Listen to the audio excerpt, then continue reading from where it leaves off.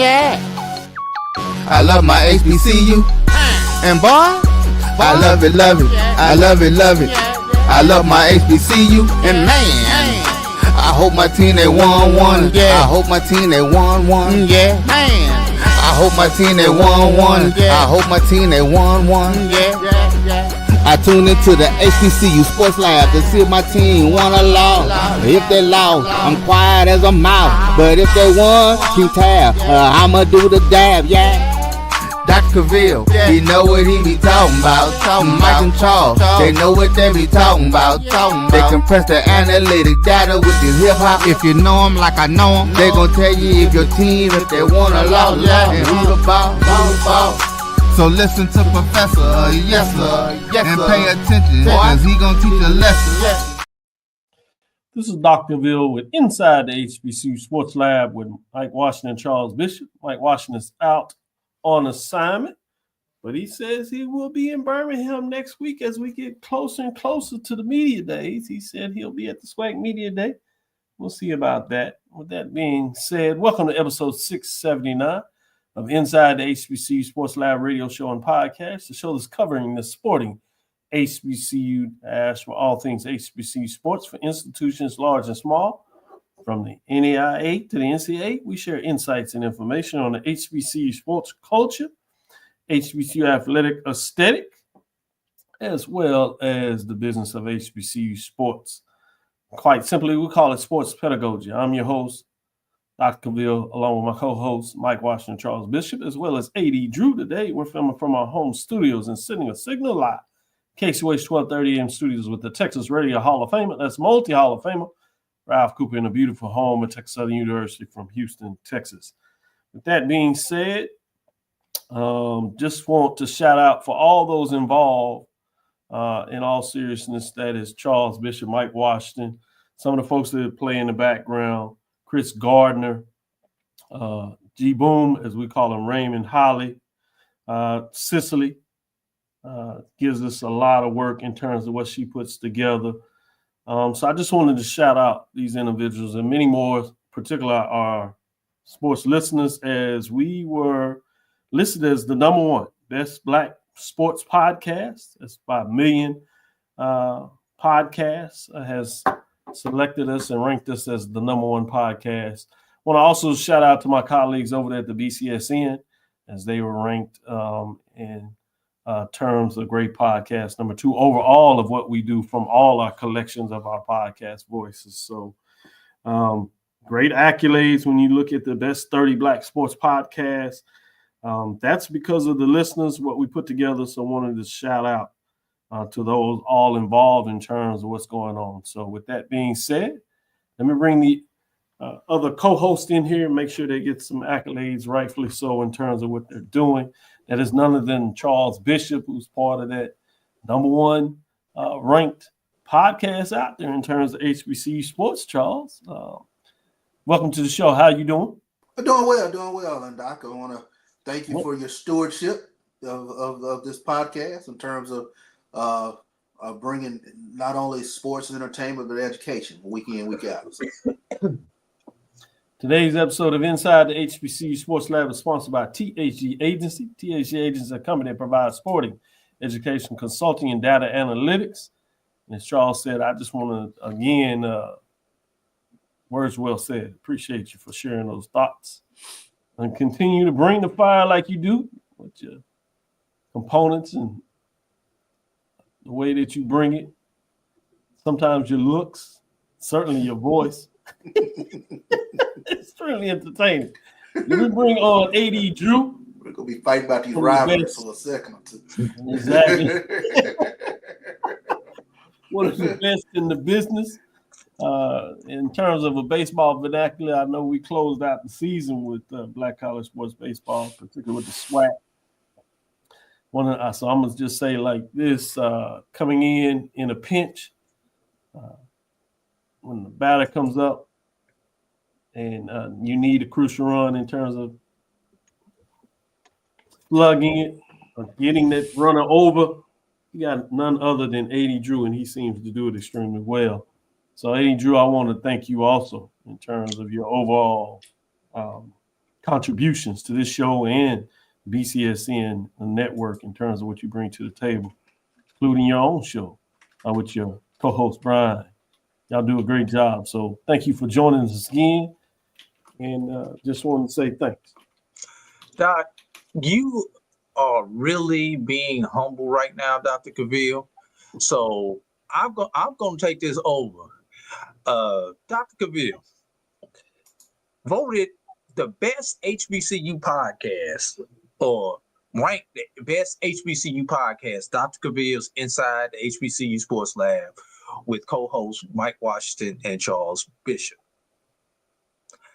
And because of this podcast and the many other podcasts on the Black College Sports Network, our BCSN Pod Zone, which is an aggregate of all of our podcasts, including Inside the HBCU Sports Lab, the BCSN Sports Wrap, the ONG Strike Zone, the Carlos Brown Show, Brave Talk, She Say Sports, and many other special contributions. That aggregate of podcasts was voted as the best Black sports podcast. So, Dr. Cavil, while you may be humble about how you are saying this, kudos to you, to everybody. When you came over and decided to allow us at the Black College Network to support and to produce your podcast, I think the pandemic actually brought this on, because you guys were live in the studio back then. That's right. And because of the pandemic, you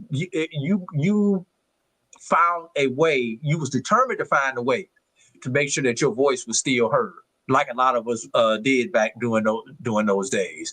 And we had our trials, we had our tribulations, especially figuring out the technology at that point in time, because this was new. That was new to all of us. While we dabbled with technology, no one. Who remembers life before Zoom? Kind of hard to remember, but that's what we were dealing with. And because you went from a regional and you had to know where to find a podcast, to becoming a national, international podcast, along with other people coming over to the Black College Sports Network, Carlos, Edmund, She Say, hey, and let's go back to the way back machine, Charles, the pregame show. Mm-hmm. Everybody at Dealer's done a good job, but it started right here on the Black College Sports Network. So yeah, I'm going to toot your horn. I'm going to toot my own horn, Charles's horn, and everybody else. We work hard over here. We do a lot, and a lot of this we do out of our labor of love, because the money in this is not good. But we feel that it is important that we get the story and get it out right. We don't have to be first. We just want to be right when we report on it and when we analyze it. And maybe that's why we're number one, Dr. Cavil. Plus, in addition to that, when we're breaking the internet and putting out controversial polls and controversial rankings and talking about rivalries and stuff like that, breaking the internet, and people out here chatting us up and everything like that, telling us how right or how wrong we are, things like that just help us get to that top spot, Dr. Cavil. So I agree. Great. And I appreciate your additional comment, bringing it to everybody's attention. Can I do one more shout out? Whoa. WSSU Ram Nation, Steve Gaither. Great job yesterday in rebutting our list that we put out on Sunday. Professionally done. And just like we said, not only do you have to come with stats and facts, which you did, but you gave it. You told us who we pulling off, where you're putting your guy, and where we're moving the other guys to. If you have not seen what Steve put out yesterday, WSSU Ram Nation, about Cam Smith, a guy who Brian and I left off of our list on Sunday, and yes, Steve, I might have a regret or two about leaving that name off. I'll be fair and honest, but great job putting that out, and thanks for the shout out and recognizing, and most importantly, Steve, the thing that you recognize, and I hope other people picked up on, you recognize how hard it is to put these lists together. And no matter what you do, somebody's going to be mad about that list. And you made a great point in bringing that out before you went in and ripped us a new one. So I appreciate that. Hey, who got bumped off? He took out Jerome Johnson.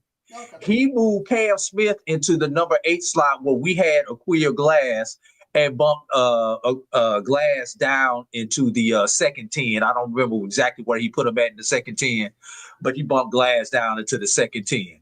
And Charles, there was a lot of guys who wanted to bump y'all other quarterback off, not Shador, but Terrio from 2010. We got a lot of comments about bumping him down and off of the list. So if you have not seen the list, it's available on X, it's on Facebook, it's a few other places. Got some great comments though. Appreciate that, Steve. Shout out to Steve Gaither. Well done. As I watched it too, really good job in terms of how he handled that and the information he put out. And most importantly, as you talked about the end, he made sure the accolades were not about what you all didn't do, but the accolades about what that team did do. And the individual, really providing a North Star to him and getting him the true accolades he needs in terms of what he did, regardless of he was on the list. So kudos in terms of what that happened.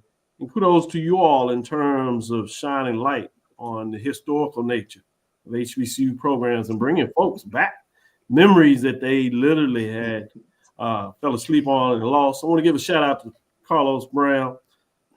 Thank you for the credit there, but a lot of credit goes to you in terms of voice. When I was doing the radio, I give a shout out to Ralph Cooper, but I don't always do it for Carlos Brown. But he brought me on the show very early in the studio and out down there in Baton Rouge, giving me a voice to the people in that area with significant fan bases that allowed me to grow, do the business side of this.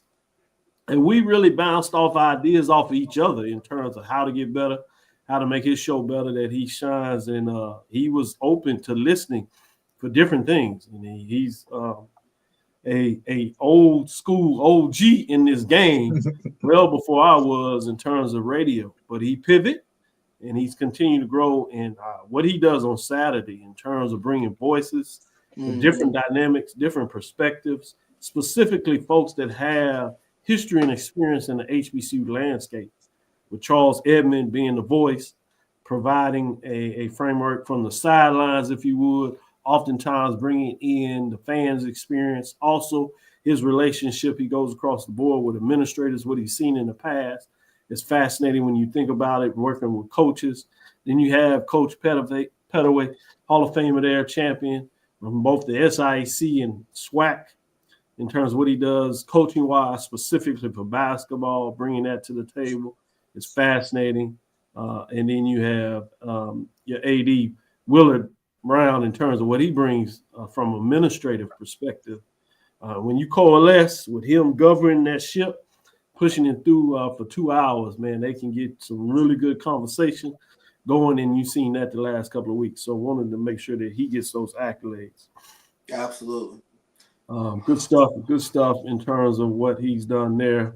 And they bring the relationship between Southern Jackson State and FAMU and Southern, pillars of this, and Grambling as well, of some of the best and brightest. He quickly is able to bring that to the table and illuminate why that's so fun and interesting. So it's fascinating to see that. So kudos to him.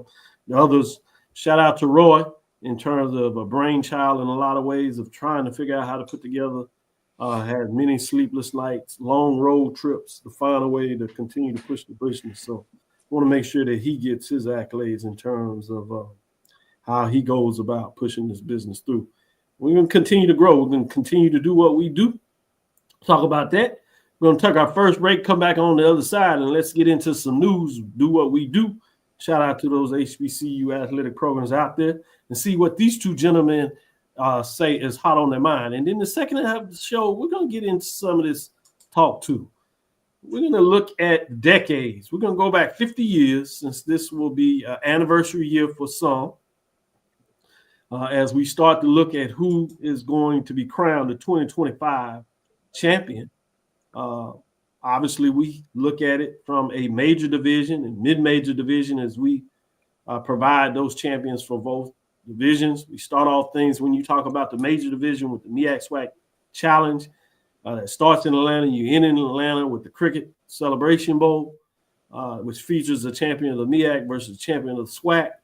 But we certainly do not leave out the champions of the CIAA, SIEC, as they push forward in the playoffs. We see what that looks like. And maybe we'll even start on this anniversary, start looking for how there might be a bowl game between those champions. We'll see what that looks like as we continue to push, make our suggestions, and push things out there from that perspective. Who knows what may come next? But we're going to break down going back to 1975. Give you the champions. We'll roll through 1985, 1995, 2005, 2015, and ask the question, which was the best champion over a 10-year period, since we're looking at the anniversary. So go back and get, for y'all don't count again, 1975, 1985, 1995, 2005, 2015. Talk about those champions. And I want to hear, over those 5 years, who was the best champion of the decade for those last 50 years, ending with the fives, right? We'll give you some updates in terms of who was actually listed as the champions, who gave them credit in terms of selector. And then we'll talk about the other conferences and essentially who they were up against. We'll kind of get a chance to see what these guys think. Did the voters, selectors get it right? Or do they feel a little different? Charles may even go off on some different years because, you know, he has some hidden secrets there. But before we get in that, the second half of the show, let's take our first break and come back and get into some news with these two gentlemen. Stick with us. We'll be right back after this break for the #1 podcast. How about that? I'm returning to Clinton Paris, and Tampa's my community. I grew up here, went to school here, and my wife and I make our home here. What makes Tampa special are its people. So when I represent someone injured in my community, it's personal. Call my office and speak to a real lawyer and not some referral service. I will fight the insurance companies to get the settlement that you deserve. At the law office of Clinton Paris, we take the pain out of being heard.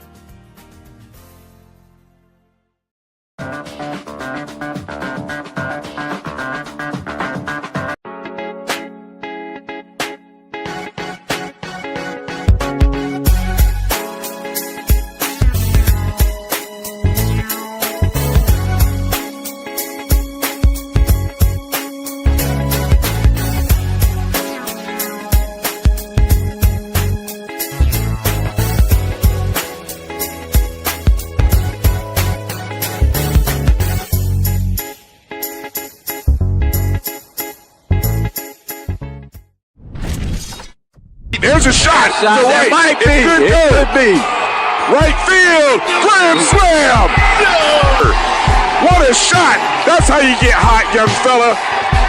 Thank you, guys, for what you do for HBCU athletics. This is a fantastic avenue for all of us. This is our ESPN, so we love what you guys do, and all you guys at BCSN. We really appreciate what it is that you guys do for us. The human voice has always connected audiences with experiences. Major brands all across America have trusted Kever's voice time and time again. Conversational, powerhouse, intelligent, and sincere. That's the voice you need for your creative marketing process. KeversVoice.com. Kever's Voice, Kever's Voice, KeversVoice.com. Always on, all the time. Compress the analytic data with your hip-hop. If you know them like I know them, they gon' tell you if your team, if they want to loud, and who the ball.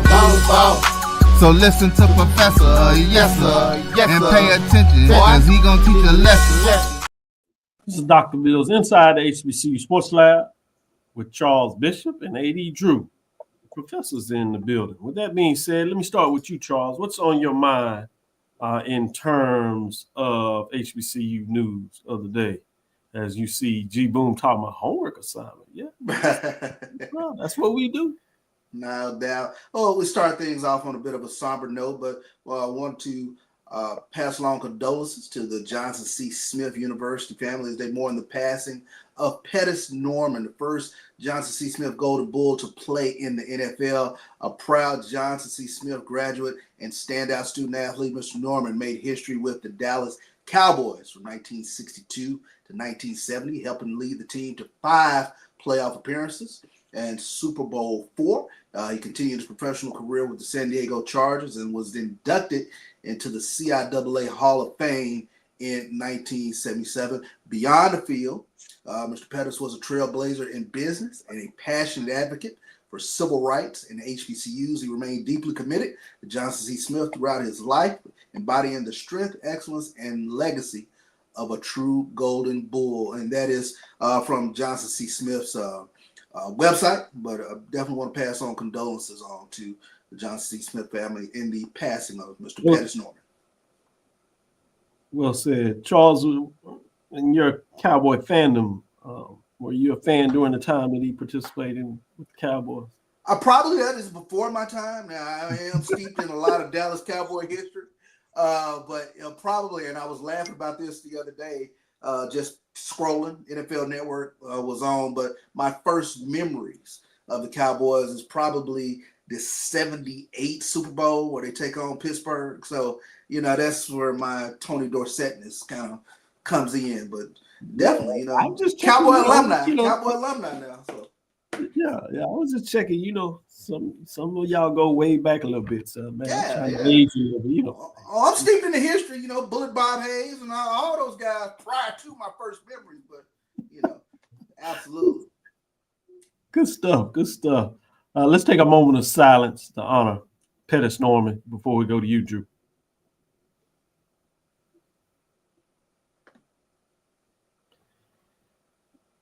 Prayers to the family. With that being said, and obviously the Johnson C. Smith family and alumni. With that being said, AD, what direction you want to go to today?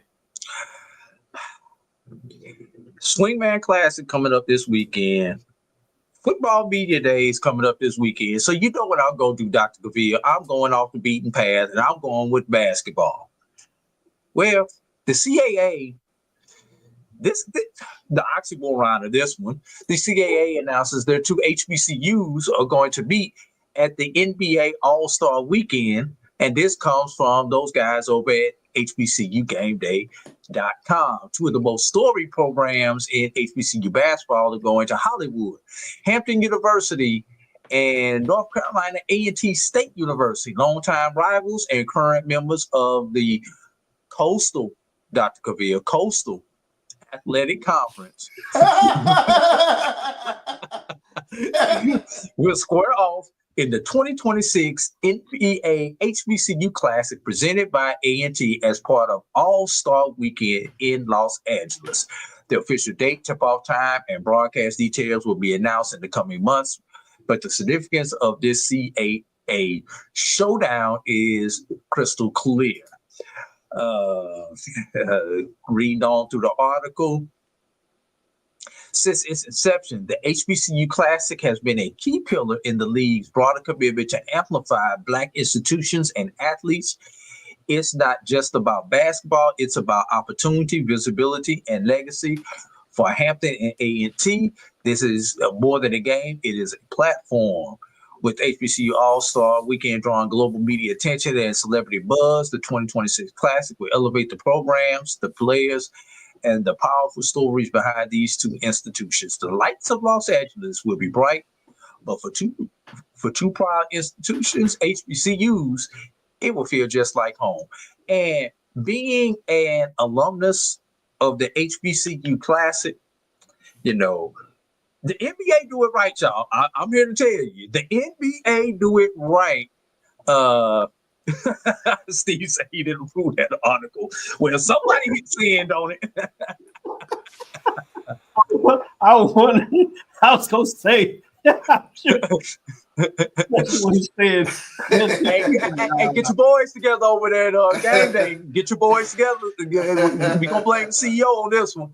But no, the NBA does it right. It's a one-of-a-kind experience. I think I said this when I came back, but I have done many of HBCU classics, large events, and that experience at that basketball game was top 3 all time for me of experience. And I've been to a many of classics. Football definitely number 1 on my basketball list as far as experience. I got one challenge for Hampton and A&T. Can y'all beat our attendance record from last year with Tuskegee and Morehouse? That's the challenge. I like had 12,000 inside, had 19,000 total. Can y'all beat the challenge? 12,000. You in, what is it called now? It used to be Staples. I don't know what it's called now, but y'all all know which arena that I'm talking about. That's right.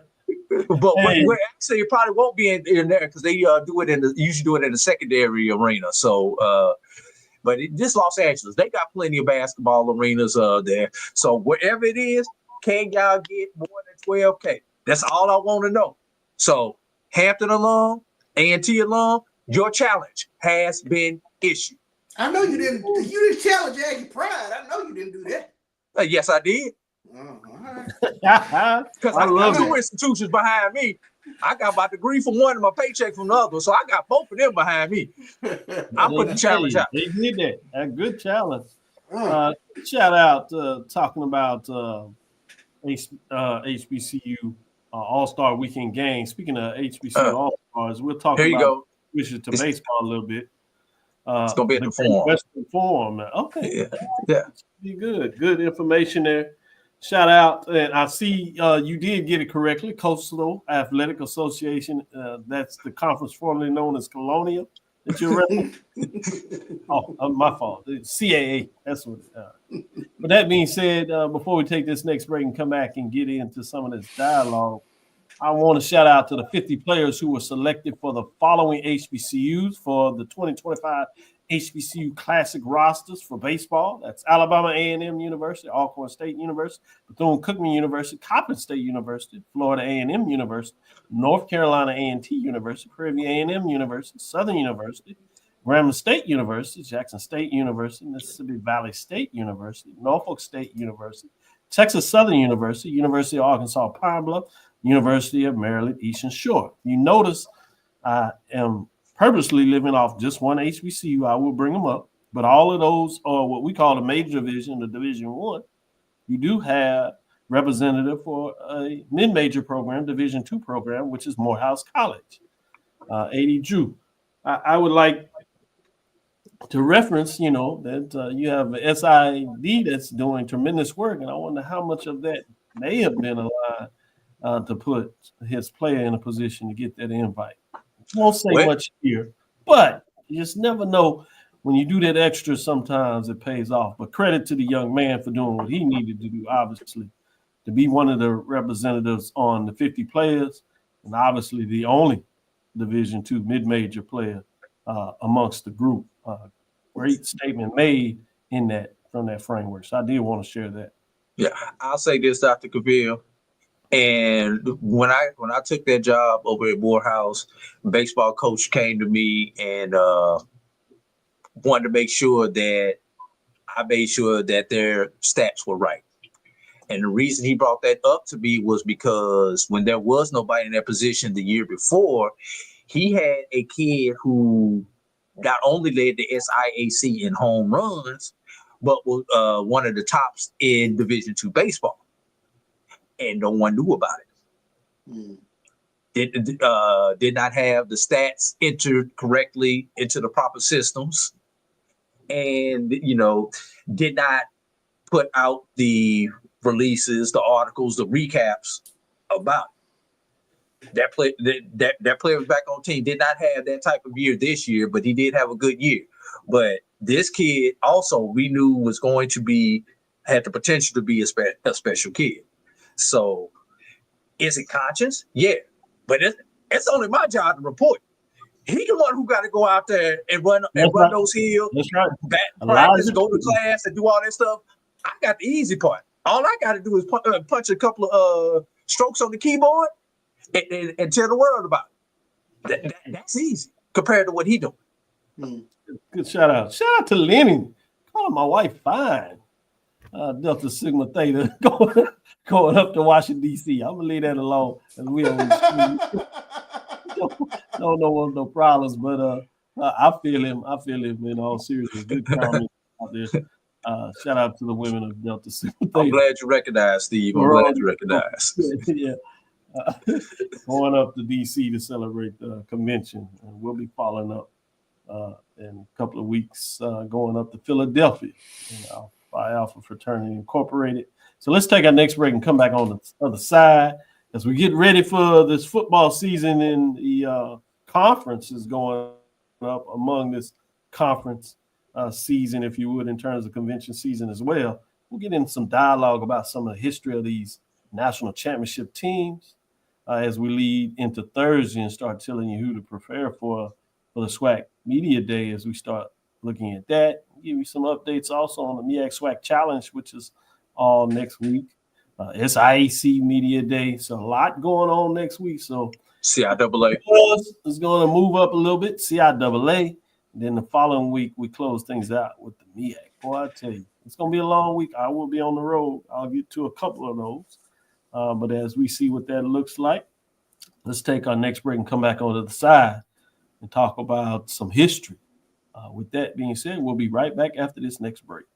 Football fans, HBCU football is back in the ATL with the Cricket MEAC SWAC Challenge Kickoff. Representing the MEAC, North Carolina Central, and representing the SWAC, Southern, Eagles, Jaguars, the Marching Sound Machine, the Human Jukebox. The kickoff trophy is up for grabs, and bragging rights are on the line. The rivalry is real. Bring the family and join us pre-game for the fun-filled Coca-Cola fan experience, including band jamborees, food, activations, and fellowship. For tickets and information, visit MEACSWACChallenge.com.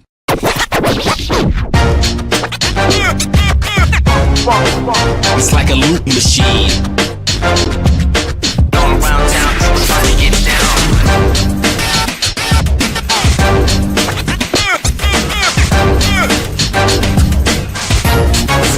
It's like a loop machine.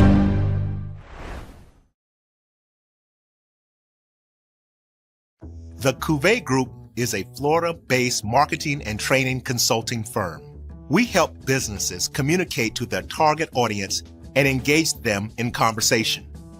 We also help to expand their audiences, which will ultimately result in growth for those organizations.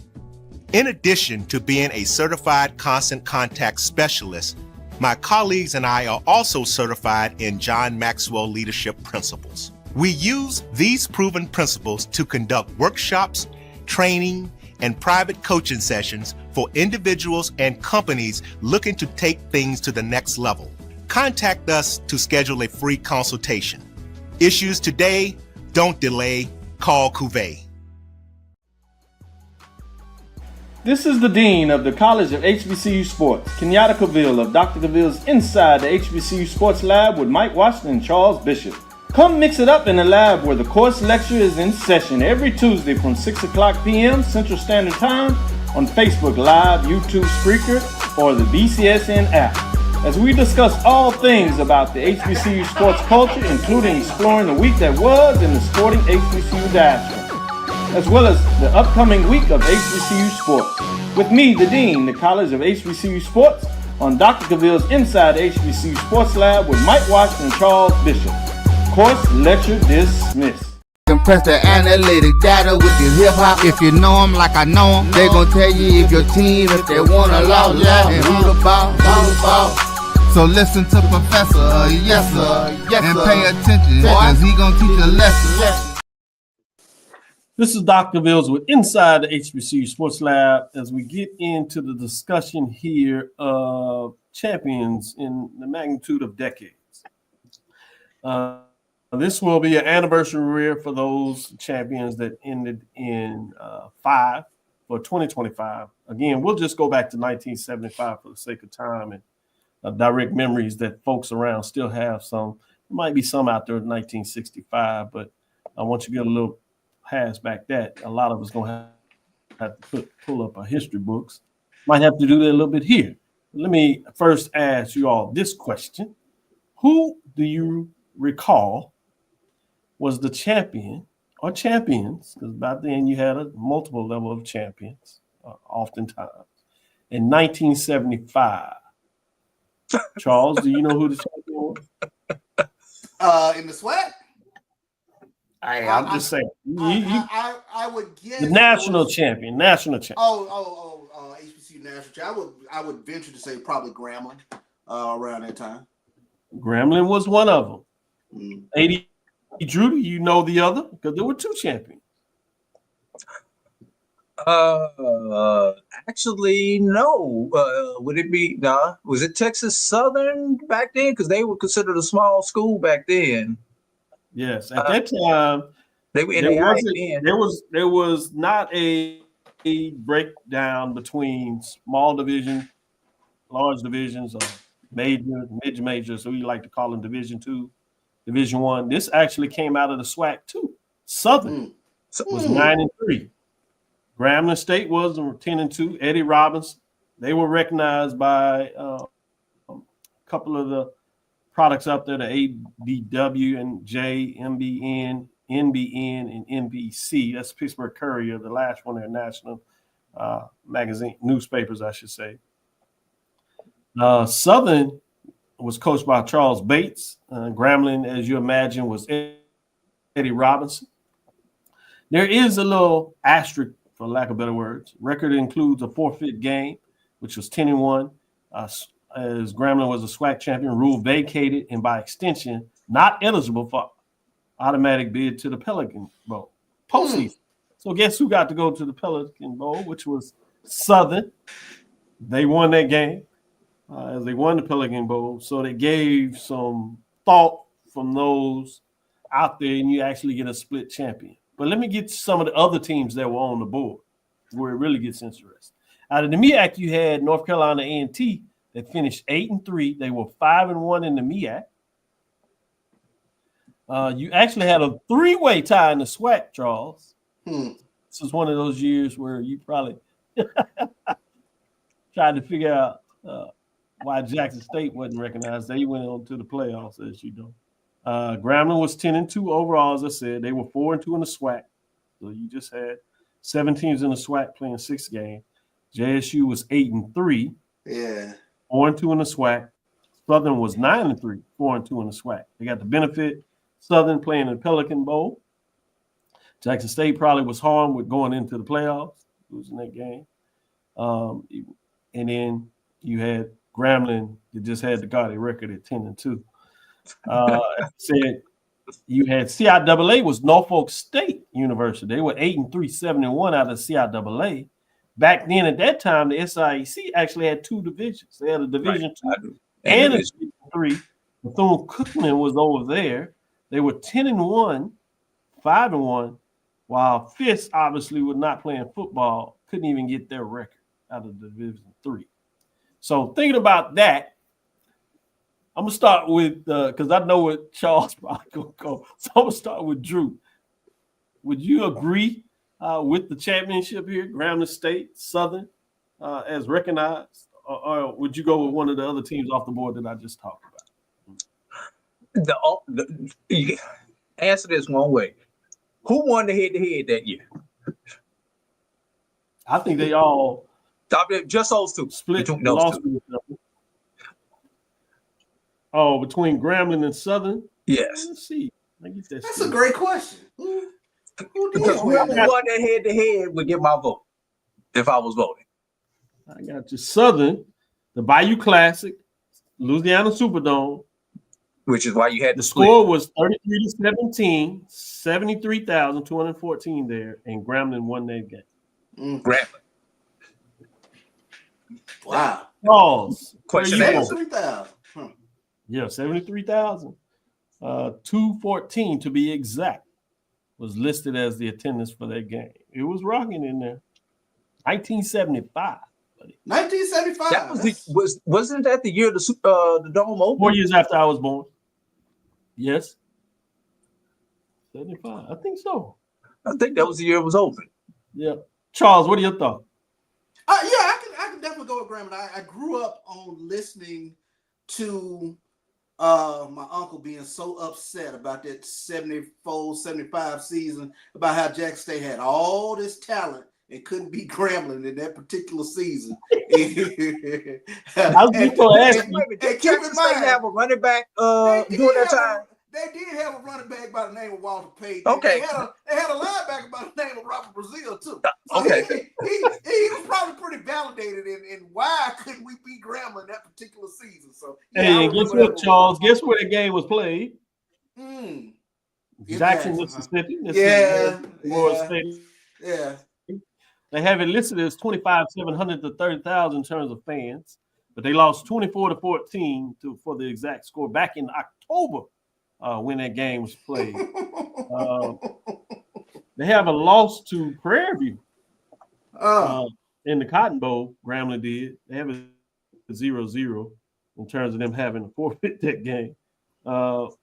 In terms of their two losses, just to give you some updates of what took place there with those games. So interesting. They played North Carolina A&T. They did play Norfolk State that we talked about. So that's another reason why Norfolk State didn't get the love. They got to play them. That was in Flushing, New York at Shea Stadium was that game in terms of place there. They played Oregon that season. They won 19-12. This is some historical facts there. At Hawaii, Aloha Stadium, Hawaii, I should say. They won that game 20-6. So two what we call now FBS programs they took down to give you some love, beating A&T. So they beat the MEAC and they beat the CIAA champions that year. So that's a team that you're going to have to think about when we go back. 1985. I'm just going to go straight here. Co-champions. You have Hampton, the 10-2, Fred Freeman, NCAA Division II program. You had Jackson State was 8-3. WC Gordon gets it done. SBN named them a champion. So you get your first SBN reports moving from the newspaper days, if you would, from the Pittsburgh Courier, moving there. Where it gets a little interesting, you have MEAC. Winner was Delaware State, 9-2. They were 4-0, 5 conference teams in the MEAC. You had a conference tie. Grambling went 9-3 that year, 6-1. 8-3 was Jackson State. You had Hampton at the CIAA with 10-2, 6-1 in the CIAA. SIAC was Fort Valley State, 8-1. Couldn't find their conference record. They were tied with Alabama State for the Division II side, and Miles College won the Division III, and I have no record for them. So that's 1985 team when you think about Jackson State schedule. I'll give some love to Jackson State a little bit in terms of 1985. See if I can find their schedule. Give you updates there. I remember 85 well. What do you remember about that while I'm looking this up, Charles? I'm 12 years old, and I will never forget in that particular season, Mississippi Valley State had a young wide receiver by the name of Jerry Rice and Willie Totten. And when I say Valley captured the imagination of the state, and they had a following. My God, the Delta turned out when this team showed up and showed out. But they came to Jackson, and Jackson had a significant winning streak against Valley. And if I'm not mistaken, I think the final score in that game, Valley beat Jackson State 35-14. So that was one of their losses in that particular season. But Jackson State had a squad. I mean, they had a guy, Jackie Walker, that was coming off the edge. They had a young man from Provine High, Darryl Jones. I think he was a SWAC newcomer of the year that year, but I mean, electric return man. Oh, man. And that season, man, that was the beginning of Camelot for Jackson State football. When you start talking about 85, going into about 80, 88, 89, if I'm not mistaken, 28 games SWAC win streak. Man, Charles showing out a little bit. Grambling was ranked number 8. Jackson State number 15, Alcorn State number 20 in terms of that season. Big wins against FAMU in Bragg Stadium. Went down to FAMU. That was my first trip down to Bragg. First trip to 28. They win that game 28-23, so it was a good one. Yeah. They have a loss. And this game was actually in Jackson, Mississippi, so this is before you think about the Southern Heritage game. They Tennessee State. Yeah. Non-conference game, they lose 31-44. Yeah. High scoring contest there. Yeah. They go down to Blackshear, Prairie View. You know, I'm gonna give Panthers a shout out. They win 21-3. That's why Charles in that windstorm game when he saw Prairie View go down there, and I mean Jackson go down there Prairie View, he had that look on his face.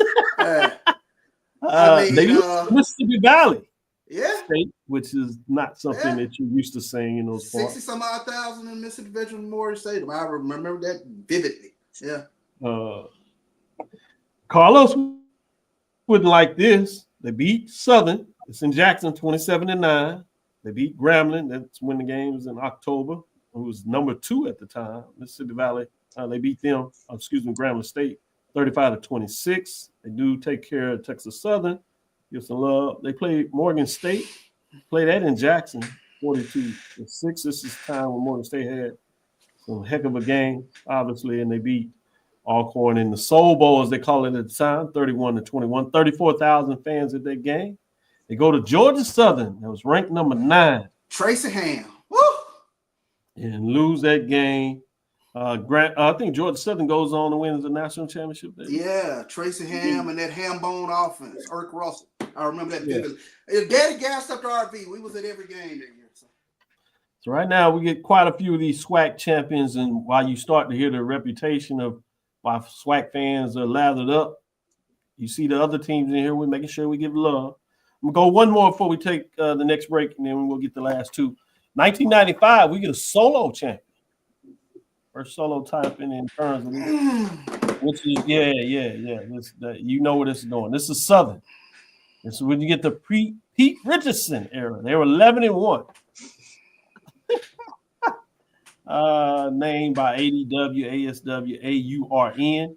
They win the Jim Walter Holmes Heritage Bowl. That was Heritage Bowl 5. FAMU was 9-3 that year. Drew 6-0 in conference play in the MEAC, getting it done. I think those were the Earl Home days. I think he may have been gone by 95, but yeah. And young Drew was trying to get off campus by then. You're trying to take them last classes in 95. 95. I was on campus in 95. We knocked off Southern that year in 95. And to your point, guess what? Because of that, you win the conference because you go undefeated. You're 9-3, 7-0 in the SWAC, and don't get the Black College National Champion after beating Southern. And I think a lot of that again was the fact they played in the Heritage Bowl, which means Jackson State obviously win the conference. They go to the playoffs. They lose to Marshall. Chad Pennington. Yeah. Marshall was number 6. Game was played in Marshall. Yeah. And they lose 38-8, which hurts them going down. They do lose the floor at FAMU that year. Lost to FAMU. That was my second time at Bragg. Yep. As Drew was alluding to. 15-12, classic game though. Didn't have and a they open it up. And I remember this game. They lose to Alabama A&M. That was still not a member of the SWAC at the time. In Legion Field, I'm coming down there bragging about the SWAC. And he used that game 21-20. Gotcha. 48,800. Yes. SIAC getting it done in that. They do beat the rival Tennessee State, and this is in the Southern Heritage Classic at this time. It's moved there. Liberty Bowl. They win 24-18, 48,533. So a lot of fans. They go up to Chicago in the Chicago Classic against Alabama State, win a close game, 24-22, 36,000 fans there. Bringing Southern to the game you talk about where they beat them. Southern was ranked number 10. They beat them 16-14 in the Classic contest in front of just under 60,000, 57,376 to be exact. Nice in there. They beat Grambling 29-28 Classic game. So they have some big wins there. Alcorn State, 55,000 listed as fan, 300 to be exact. Capital City Classic, what that game had called then as it was played in Jackson, Mississippi. So 75, 85, 95. Charles, I mean. 95, I'm in the SGA. I was one of those people that was walking around waving. I used to get so upset. Like, I just want to watch the game. Come on. Drew, you trying to get off campus and he's forced to be on campus waving at Man. Y'all were there to witness a lot of this, so this is good stuff when it starts to mean something. Let's take our next break and come back on the side. I'll give you the last two, 2005, 2015. We get your final thoughts in terms of those 5 teams over the decades. Which one you're ranking? I'll let you rank the top 3. And then I want you to do it from 3, 2, 1. Who was your favorite champion during those last 50 years in the increments of 10, talking back 1975 to 2015, as we look forward to a 2025 this year to see if somebody can knock one of those teams off your top 3. With that, let's take a late break, come back on the side, get a little more talk in the history, looking at going way back in the canon a little bit and talking about some of these great HBCU football programs over the year in terms of look like. Before I do that, I do want to say that Hampton won the MEAC. They were 11-1, 9-0 overall in terms of that 2005. But we're going to save the rest of that a little bit as we come back after this break, letting you know that Virginia State did win in 1995. They were 9-4, 7-1 the CIAA.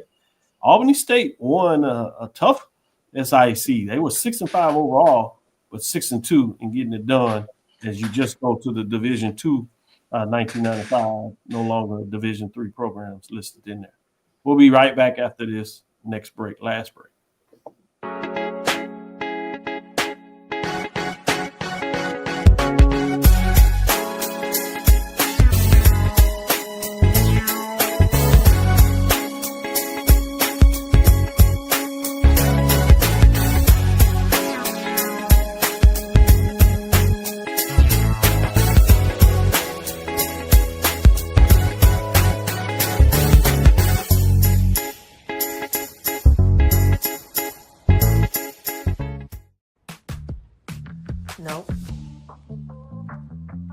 Nope. Come on, him?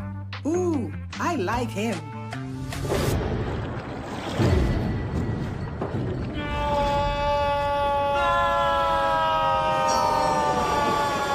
Quick, the quicker picker-upper. Bounty picks up messes quicker, and each sheet is 2 times more absorbent, so you can use less. He's an 8. He's a 9. Bounty, the quicker picker-upper. This is Brian Fulford. AD Drew and I are co-hosts of the BCSN Sports Wrap. We talk about all things related to HBCU athletics. From the games, teams, coaches, and fan interest stories, we cover it all. You can find our shows on Facebook at BCSN Sports Wrap, YouTube at MyJBN Online, and everywhere you listen to podcasts like Anchor, Spotify, Google, and Apple Podcasts. You can also find the show on the Jericho Broadcast Network's app. Make sure to download. We look forward to you joining the conversation and being a part of the show. This is the Dean of the College of HBCU Sports, Kenyatta Cavil of Dr. Cavil's Inside the HBCU Sports Lab with Mike Washington and Charles Bishop. Come mix it up in the lab where the course lecture is in session every Tuesday from 6 o'clock p.m. Central Standard Time on Facebook Live, YouTube Spreaker, or the BCSN app, as we discuss all things about the HBCU sports culture, including exploring the week that was in the sporting HBCU diaspora, as well as the upcoming week of HBCU sports. With me, the Dean, the College of HBCU Sports, on Dr. Cavil's Inside the HBCU Sports Lab with Mike Washington and Charles Bishop. Course lecture dismissed. Football fans, HBCU football is back in the ATL with the Cricket MEAC SWAC Challenge Kickoff. Representing the MEAC, North Carolina Central, and representing the SWAC, Southern, Eagles, Jaguars, the Marching Sound Machine, the Human Jukebox. The kickoff trophy is up for grabs, and bragging rights are on the line. The rivalry is real. Bring the family and join us pre-game for the fun-filled Coca-Cola fan experience, including band jamborees, food, activations, and fellowship. For tickets and information, visit MEACSWACchallenge.com. Compress the analytic data with your hip-hop. If you know them like I know them, they gon' tell you if your team, if they want a law, and who the ball. So listen to Professor, yes sir, and pay attention, cause he gon' teach a lesson. This is Dr. Bill with Inside the HBCU Sports Lab. Let's go with 2005. We have 3 teams that were listed as champions of this year. North Carolina Central, 10-2. Division II program at the time. Do you know who they were coached by? Either one of you all remember who coached North Carolina Central in 2005? That's prior to Jerry Mack, so. Yes. Oh, good question. Oh. He is coach. When you say the name, he won champions at 3 different institutions. Oh, okay. Broadway. That's it. All right. That's it. Yeah. Hampton was 11-1. You know who that coach was? That would have. I'm gonna give you. Was that Taylor? Yes, Taylor. I was just gonna say he coached at FAMU for a minute. I was gonna say because I was trying to remember if he was still up there at that time. Now I'm gonna go a little harder on this. See if you remember this. Grambling State. They were 11-1. Do you remember who they were? Melvin Spears. Yes, it was after Doug Williams. Yeah, Spears takes over and gets. See, I would have got that one wrong. This is also after I start providing my formula for national champions, Dr. Ville's HBCU sports. So I initially have mid-major and major division champions. So that's one of the ways that North Carolina Central was actually recognized as a national champion. First one out there to do it, the only one listed, North Carolina Central Rod Broadway. Credit to myself in terms of seeing how much talented Rod Broadway was and what the team did. Remember, this is a team that went down Baton Rouge, beat Southern in terms of having that on the record. I know they played A&T. I believe they beat them. Well, I'll check on that to give you an update there. Joe Taylor had a heck of a squad, Grambling State years, to give you that. But let's look a little deeper. What Hampton did. Hampton was 11-1, 9-0 in the MEAC. They have transitioned to the MEAC by this time. SWAC, this is the history that you'll fascinate you a little bit, Charles. This is the time now that you have a SWAC championship game. You have 2 divisions. So Grambling State plays Alabama A&M, very talented team that was 9-3. When 7-2, they faced off against Grambling. They won that championship 11-1, 9-0 in terms of that. CIAA was North Carolina Central. They were 10-2 and 6-1. And we told you about how talented they were. SIAC, you have Albany State. There was also a talented team, 9-2, 7-1 out of the SIAC. So you got this might be a little more challenging in terms of some teams that probably could feel that they got holes. Hampton just couldn't win the playoffs. Yep, that was one that they thought they had, William and Mary. That was really close. Check this out for Grambling. Their only loss, though, was to an FBS program. Washington State on the road. Yeah. That's their closest game. Who was the opponent in their closest game in the SWAC? 3-point win. It was on the road. That Grambling was on the road? Yes. Oh.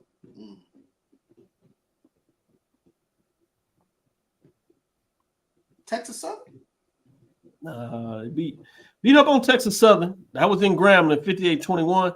They go on the road at Arkansas Pine Bluff and just get out of there with victory, 26-23. The closest score they had in terms of the games they won all year long. Wow. Wins over Alabama A&M. They beat them actually twice. First time they shut them out, 44-0. In the championship game, they win 45-6. So they had Alabama A&M's number.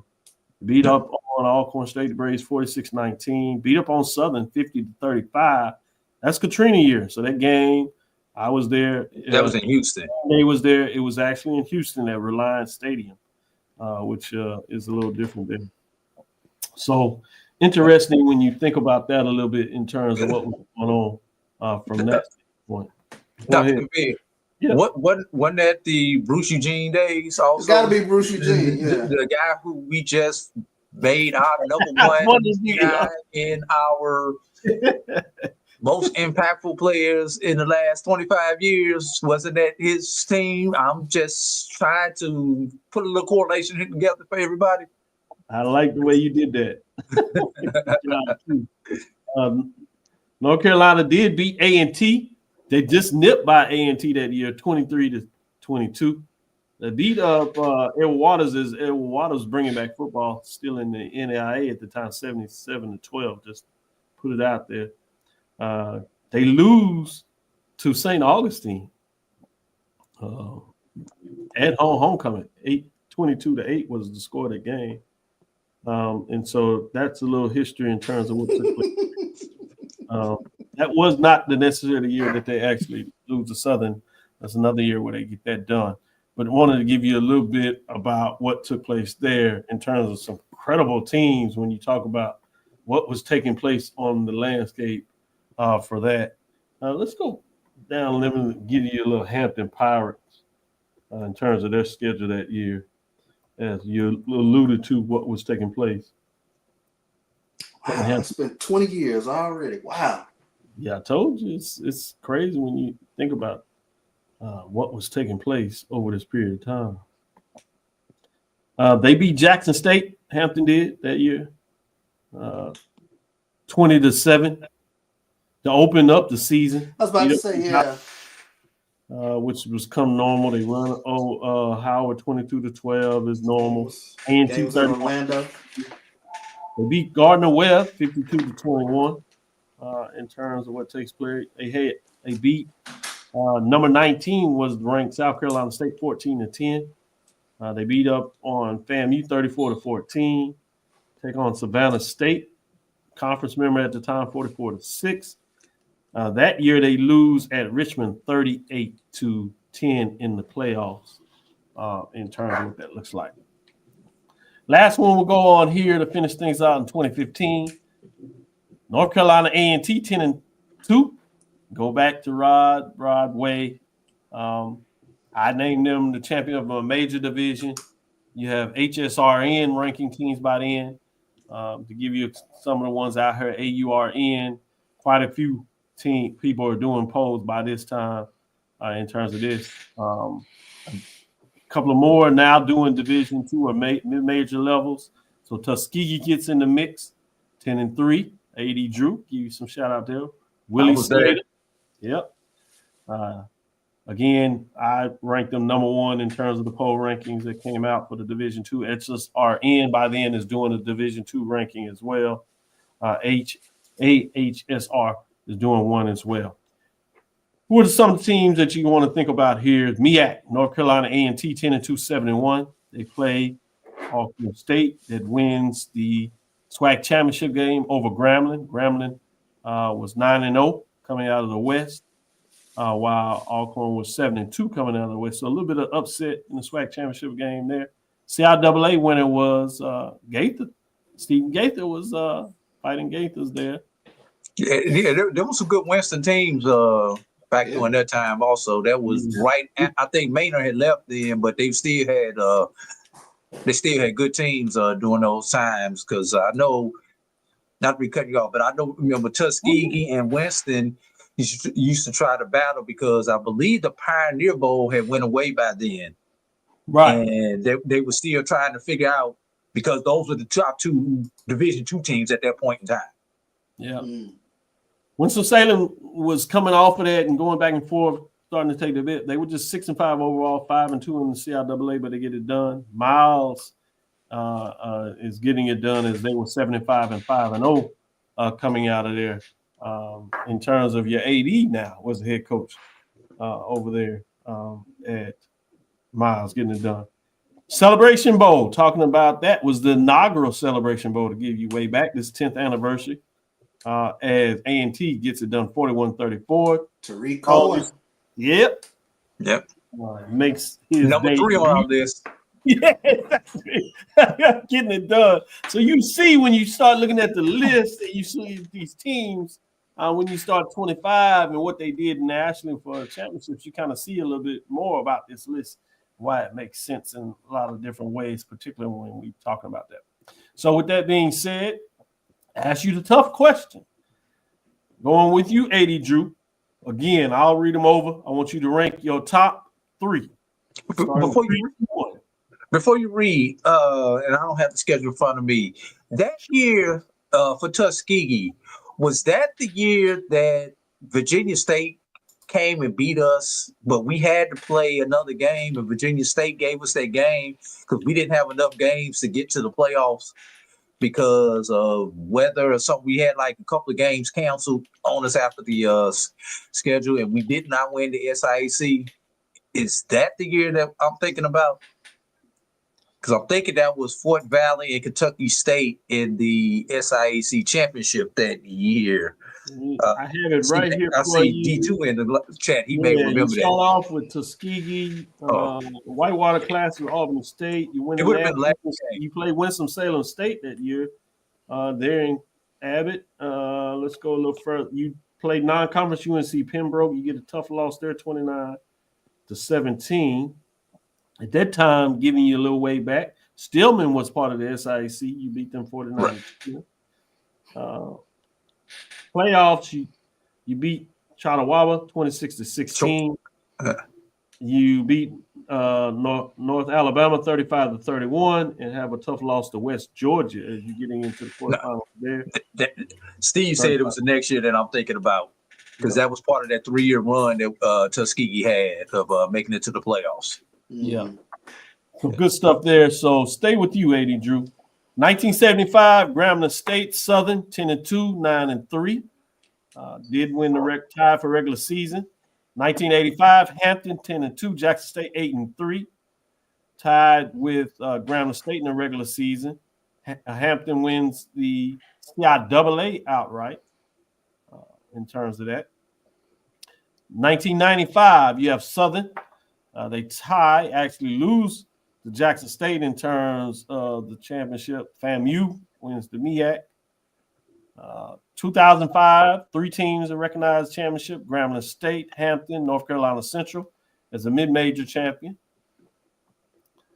And 2015, North Carolina A&T, Broadway, Tuskegee in terms of 2015. So, Drew, give me your top 3 over this 50-year period. I'm gonna go 3-2-1, and this is tough. I think I am going to go with 75 Grambling in the number 3 slot. I knew I was gonna get the one eye, Charles. It's yours. What the hell? Charles, All right. this is my list. Did I just say this on Sunday? This is my list. You make your own list. You gonna have your time in 2 minutes. Give me about 2 minutes. Damn. Okay. 75 Grambling is my number 3. 05 Grambling is number 2. Damn, 2 Gramblings. Yeah. And that might be a little bit of recency bias because I have memories of that team. So there may be a little recency bias. But number 1, I have to go with 15 A&T because that was actually a championship game. That was not mythical. I like that. Right. So I have to put that number 1 because we actually got a chance to determine the champion on the field. Good stuff. Charles? This is a very tough question, Doc. And I'll do 3-2-1. I would probably start with, and I have to kind of break it down by eras. I'm undoubtedly, I'm a child of the SWAC, and I grew up on the lore of the SWAC. So, when you start throwing out Doug Williams and Carlos Pennywell and Dwight Scales, all those guys from that Grambling team of back then in 75, they hold a level of significance, especially when you talk about the talent that was in HBCU football and in the SWAC in the 70s. I mean, I grew up on just people larger than life. So I would probably say, let me go back. Number 3, I would say the 95 Southern team. And it's just me being in school during that time and the tension in the air between Jackson State and Southern. They get a game, we get a game. The band, it was just a perfect time period for me being in the conference. And that decade ends with the first SWAC championship game in 1999. Exactly. Off with both teams winning 3 championships over the decade. And the final one goes to Southern in the SWAC championship game. Loads of talent, 2 first rounders end up being on that Jackson State team. Absolutely. Southern gets it done. I was there at that game in Birmingham, so I can agree with you how historic it was in terms of the first SWAC championship game. The one game a tear came out of my eye after losing that game to Southern. So that SWAC championship game. But I have to that 95 Southern. Then from there, I would say because it's during the 85 Jackson State Black College National Championship team, because it's during my preteen, my formative years, and those guys are like gods to me. You know, when you start talking about the Jackie Walkers and the Shannon Boys and the Lewis Tillmans, those guys that you know, and, you know, my family, we're growing up traveling with Jackson State week in, week out. So that team holds a huge significance for me. And then, like I said, that time period starts this sort of Camelot of Jackson State football, special time in my life in terms of being in junior high. You know, following this Jackson State football team. But undoubtedly, I think number one for me has to be the Grambling 75 team. And like I said, you grow up on these stories of, you know, not only Peyton Brazil, Ricky Young, Jackson State, all the Jackson State, but it's the guys around the SWAC, the Pennywells, the Doug Williams that you know, hear your fathers and your uncles talking about. I mean, sitting around having barbecue with Coach Castle, because my neighbor was a huge Alcorn booster. Having barbecue with Big John because my other neighbor was a huge Tennessee State guy. So Big John Merritt on your street, and you're sitting down talking football with those guys. So that just holds a whole different significance for me. So I have to go with 75, Graham, especially the talent in HBCU football during that time. So we're going way back, 75, all the way up to the first 2015. Good match when you talk about. I would like to see everybody else top three over this period of time. We have a Grambling, and A&T, and then Charles, you had Grambling 75, Jackson State number 2, and Southern 95 number 3. Wow, interesting. A lot of SWAC there, but it's a whole different discussion. But that being said, great information, great dialogue. Hopefully, folks were entertained, got a lot of good information. I love to see people tell me what are their top 3 when you start looking at the ends of 5s. As Stephen Gaither said, some programs out there, those 5s may not be as good a years, but a lot of good talk. Made sure that we gave love to CIAA, SIAC, MEAC, and SWAC. Even a little bit there snuck in what that looks like. Lennon says, don't forget my Norfolk States in 74, 75, 76, CIAA 3-peat, 75. Good point. We gave him a shout out. We talked about that 75 Norfolk State team out of CIAA. A lot of good stuff. Brian Wolford says A&T at number 3, 2015. Grambling State in 75, number 2. Southern number 1 in 95. I wonder if that happens to do when he was there picturing it a little bit in terms of what that looks like. Eric Evans says, how about 95 Albany State Golden Rams? They won the space 5 years in a row, 93 to 97. Woo! It's a lot of talent. Good history. Keep it coming out there. Keep it coming before we shut it down. Good stuff in terms of that history. As we get ready for 2025, somebody's going to get a chance to put their names up there on the mid-major, major level, national champion. Somebody is going to be part of the Cricket Celebration Bowl. We'll get a champion out of the MEAC, champion out of the SWAC. We'll get our champion from the CIAA, champion of the SIAC. See if these independents can make a move. Tennessee State, can they find a way to get it done in the OVC? Big South, can Hampton? I know A&T is kind of rebuilding, but out of the CIAA, I'll say it. Drew corrected me, make sure that I understood that they like to make sure everybody knows it's the Coastal Athletic Association, although it's formally known. But that's a whole different discussion. Lennon says they're celebrating. I know that's right. Edwin, SU has some explosive scoring and strong defensive teams and Pete's best players included. 1995, good stuff, Edwin. Those games were fun and tested our hearts, no doubt. Yeah, I didn't know if I pulled it down for you too fast. So yep, Lennon says we're celebrating the 50th anniversary of the Spartan Legions. Good stuff. As we said, we wanted to make sure we recognized, and that's why we not only talked about the national champions, but we also talked about the conference champions to give you a little perspective of how deep the pool was in terms of what that looks like. That 2005 year really excited me when you start talking about how strong it was across the board. A lot of teams going D2 playoffs, FCS or 1AA playoffs at the time. You still get strong champions in bowls and stuff like that. We go all the way back to the Heritage Bowl, to the Cricket Celebration Bowl, everything mixed in between, and gave you some season analysis there. With that being said, thanks for listening to Inside the HBCU Sports Lab. Make sure to share our podcast with your friends and colleagues. I am Dr. Kenyatta Cavil, the Dean of HBCU Sports, coming from inside the lab in the College of HBCU Sports with Mike Washington Charles Bishop. And we hope you enjoyed it again. We want to thank you for Dr. Bill's Inside the HBCU Sports Lab with Mike Washington Charles Bishop and A.D. Drew. Oftentimes, that's Tuesday and Thursday at 6 o'clock Central Standard Time. We look forward to next week as we give you a show on Thursday. But we get excited as we get into media day to see what all the coaches are saying, illuminating some of those key players that will be part of a championship run. We'll discuss the latest news in the lab.